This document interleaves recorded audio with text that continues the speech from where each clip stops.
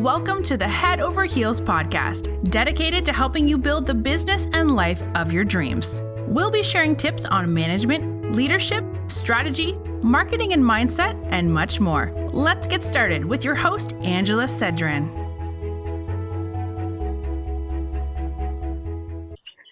Hi everyone, and welcome to another edition of Heads Over Heels. Today I have the most fabulous guest for you, Sasha Dreams. I'm not going to introduce her because I'm excited and I want her to introduce herself to the group. Sasha's going to talk about how to actually take pain and disaster in your life and turn it around and use it to find meaning in a business. Hi, I'm so pleased to have you here all the way from Washington, D.C. Thank you. I'm so proud to be here. Thank you. Sasha, your story is remarkable. I know that you have come from literally a world of pain in so many ways, and you've taken that and used that to build a business and find meaning in your life, which, let me tell you, is not difficult. It's not easy, rather, for many people to do, and I think you're amazing. So thank you for allowing me to share your story with people and the world. Now, you were a police officer, as I understand, and you were out on a call. You had this terrific job. You were renovating your home. You had what you thought was a great husband at the time, 2 beautiful little boys, and you went out on a call. And what happened? So I respond to the call, and I'm rushing to assist this person who's in trouble, and I fall completely on my back. It had iced the night before. And so I slipped and fell on black ice that I didn't know was there. And it completely changed my life. I fell, I injured my head and my neck and my shoulders. And I was in excruciating pain for a very long time after that. And I shared earlier, I just had to wake up. I had to wake up from the pain. I couldn't stay focused on the pain. It was too hurtful. Not only did I lose my health, I lost my wealth, I lost my mind, I lost my husband, I lost me. I lost. Job as well in the process, because you couldn't do that anymore. I lost. Yeah. Look, I know I know it's hard for you to talk about the pain, but I don't want to take you back down there. I guess one of the good things that came out is. It's hard for me to talk specifically about the pain because it still hurts. It still hurts. And as you were saying to me before, you're only probably running at about 65% of your capacity at the moment because of this pain. But what you've done is you've found meaning in terms of that. And what you were saying to me as well in your journey is that you've gone out and you've found, or you're looking for solutions to your pain, and you've found some, and that's what you're sharing with the world now. I said, yeah, I absolutely understand. I've watched my mother in pain as well. I've been in a slightly different situation where I lost my partner. I had my world ripped out from under me when I became a single mother, when my partner was killed in a car hijacking. And I think the story is remarkable because what you've done, and I can see also when I talk to you the way you sit that you're in pain. So thank you for doing this. What's remarkable is that you've used that pain and you've found meaning in your life and you've created a business around that. Tell me about this business, about Be Rooted. Okay, so I'm so excited to share this. So Be Rooted, the whole idea of Be Rooted is that when we as humans get to our roots, we will grow fruit and fly like eagles. Mm-hmm. And so Be Rooted's mission is to be healthy, be active, and to be truthful. And so the solution for being healthy is my product that I sell, Liberated Now. The tagline for Liberated Now is truth you can feel. It's ginger. The base of all my products are ginger. And I add other holistic remedies like beets and spirulina and celery to my ginger products to help us all be healthy. And then I have Be Active, where I go out into the universe, into my community, and I give because I strongly believe that what it is we sow. And so I'm all about sowing good seeds. And then there's Be Truthful. There's sirens in the background. And then there's Be Truthful, where I have self-published 2 books that I'm super, super proud of so far. So you're almost becoming an activist for living a better life. Yes, 100%. I love how that sounds. I like the sounds of it too. And you are, you were saying to me before that you found this meaning in your life because you've got Liberated Now, which is the special potion that you make, and I call it a potion. It's a puree. It's kind of consistency of applesauce, you were saying, which has made the world of difference to your pain as well.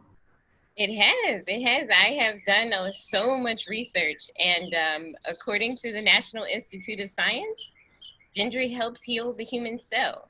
And I don't know if there's anything better than that.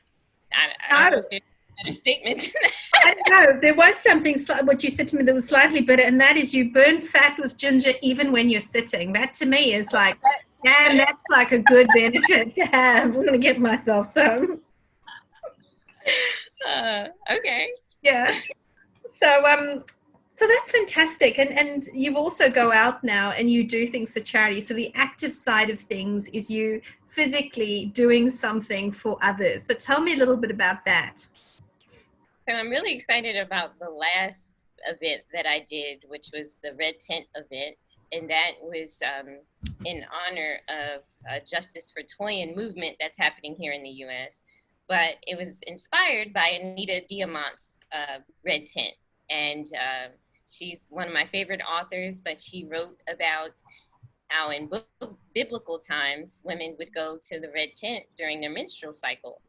And so I said, I'll have a Red Tent event in honor of this woman, Toyin, who was sexually assaulted and murdered. And so I asked people I'm connected to in my life on social media and off of social media. And I said, hey, I have been suffering for a very long time. I actually had to have a hysterectomy during this whirlwind of losing. I lost my uterus. And so, and I bled all over a hospital. It's such a horrific experience, but I bled so bad at a hospital to the point where I was screaming for help. And when they got me to the back, I said to the doctor, I know you see all this blood everywhere, but my neck hurts so bad. And before you can stop the bleeding, I need something for my neck. And so they gave me some drugs that worked right away. They put me an intravenous drug. It works right away. And I said, okay, now you can stop the bleeding. Yeah, that's good stuff. The good stuff, right? The good stuff, yeah. I remember my cousin, he had to have a hip transplant in his 60s, and he's lying in hospital, and he said, if I had discovered pethidine 20 years ago, my God, my life would be so different. So yeah, and your neck is really the problem for you, isn't it? It's the yes, in the neck. It feels like I'm being squeezed from the inside out. Have some scar tissue and some herniated disc and things like that, and then barometric pressure. So even though it's a bright sunny day, it feels like a storm is on its way. So as the storm gets closer, or as clouds or however it works moves in, it feels like I'm literally being squeezed. I have to do meditations throughout the day to breathe, to consciously breathe, so that I'm allowing my circulatory system to do what it needs to do. Otherwise, I'm taking these short, shallow breaths that's not allowing blood to flow to my muscles so that they can relax. And you really had to change your whole life was turned upside down by all of this. But the thing I find amazing though is you've still found meaning in it. I had meaning in it. I had to. I actually tried to kill myself 2 years ago. And for a whole second, I thought that I had killed myself, and this joy came over me. This joy just washed over me. And in that moment, I realized I don't want to die. I just want to feel joy. I'm so glad you're still with us, because I would not be talking to you right now, darling. I mean, your story is so remarkable, and I'm so pleased that I've met you as well. You are just beautiful. You are beautiful, and you're amazing. So you want to live, and you've created. So tell me, What advice would you give to women now if they're going through hell? How can they turn it around and find meaning for themselves? I would just, I say go within. Go within. Because it's like we know, our soul knows, but we don't know really how to get in touch with the soul. And I'm still learning. I'm not saying I'm in touch with my soul. I'm an infant in this, but I know for sure through meditation, lots of deep breathing, I have found how to get closer in touch with my soul. I'm learning how to turn my mind off. I think my number one favorite book of all times is The Power of Now, Eckhart Tolle. And he teaches me how to turn my mind off so that I can stop thinking about my life in this victimhood that I've been experiencing. He tells me that that's just my ego, that's not my spirit. My spirit is free and happy and experiencing joy. And if I could just stop thinking about all these horrific things that are happening to me, I can have peace and joy. Tell me about your boys. Tell me about the joy that they bring you. I'm so proud of them. Yeah. They are so freaking amazing. I'm still trying to figure out, are you sure y'all my kids? Okay, that's mine too. There must have been some sort of mistake in the hospital. But I don't say that because sometimes I think he's so great. Sometimes he'll do something and I go, no, there's no way that you're my genes. Yeah, they're really, really awesome. And they inspire me to be the higher version of me. That's Lauryn Hill. Always have to give her credit for that. Lauryn Hill, God. Lauryn Hill, the singer. Mm. Yes, that's the most profound statement I think I've ever heard. Like, you inspire me, hire me. The higher me. So yeah, the boys, they do that for me. My oldest is a very spiritual being, and he knows how to meditate, and he knows yoga moves, and he knows how to cook. Oh my God. Last night he made this mahi with pineapple. No. That was so amazing. So amazing. And he cooks with love. And so he puts these things together that nobody has told him, that pineapple goes really well with mahi. He just cooks from love. And so he just knows to put these things together. And it was just so tremendous. I thought I was at a 5-star restaurant last night for dinner. How old is he? My 17-year-old. Wow. What does he want to do with himself? He sounds like he should become a chef. He should be, and I'm trying to encourage him toward that life, but he's not. He wants to go to the Air Force, and he wants to, he likes special forces and things like that, and I don't know. I'm just the mom. No, you're not just the mom. You are the maker of those boys. And I think if they have a soul like yours, they must be pretty special. They are. My youngest sings opera, and I couldn't be more proud of him. Wow. I know. And his voice is so amazing. He has this deep baritone voice, and he wakes up singing in the morning, and I feel like I'm at a symphony. How old is he? 16. Damn, what did you do to these boys? Mine doesn't sing opera or do anything like that. He's grumpy a lot of the time. I have to say I'm very lucky in that, he's never given me any issues in terms of drinking or going off, and he's been a good boy from that perspective. But I can't think of any special talents that I could share with the world. They're in there. They're in there. I put this boy through, I paid for guitar lessons for the entire period of high school. Do you know, he refuses to play the guitar in front of me. I have never, ever seen him play. He has to get to a point where he's so in love with him that your opinion doesn't matter. Yeah, maybe it's a little bit shy. Because we're concerned how somebody's going to judge us.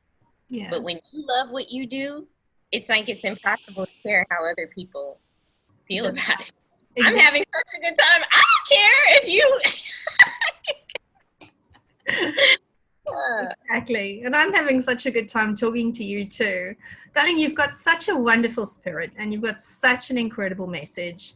How can people get hold of you? If they've seen this and they want to reach out to you, how can they get hold of you? BeRooted.live. BeRooted.live. It's actually on my t-shirt, right? It's there you go. .live. That's a snazzy t-shirt and you model it so well, can I say? Have you considered a career in modeling maybe, just for those moves? Yes, with all my logos. I have lots and lots of logos. I have so many ideas. I need money, really. I need money to make my dreams come true. But yes, I have inventions, I have logos, I have books inside of me. You know, what I would suggest is you have a message and you have these leadership qualities in you, because there are people out there. There is a tribe looking for you and for what you've got. You know, you've set such an example in terms of what you've been through, and you're still standing. So there are people out there who need you. So consider also maybe even just doing some sort of a program or a course or a membership community where people can be part of that and they can learn from each other. They can learn from you. Yeah, I'm getting into the snaps. So there's science behind snapping, you know, so it sends neurotransmitters to your brain to tell your brain that you are happy and having a good time. It's just dopamine. Dopamine, girl. Send your body some dopamine. So when people say something that resonates with you, send them a snap. I like that. That could be my trademark.